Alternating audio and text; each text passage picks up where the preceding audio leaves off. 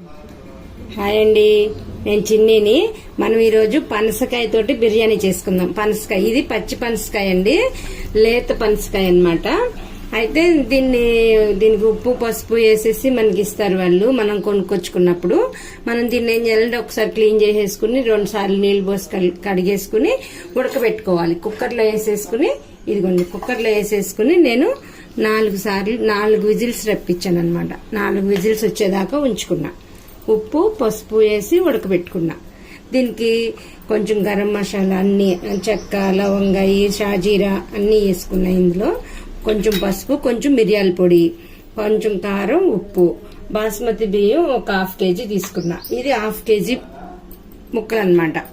మళ్ళీ కర్రీ లాగా చేయాలి కదా మనం, అందుకని నేను 2 టమాటాలు, 2 ఉల్లిపాయలు, 4 పచ్చిమిరపకాయలు, కొంచెం కొత్తిమీర, కొంచెం పుదీనా తీసుకున్నాను అనమాట.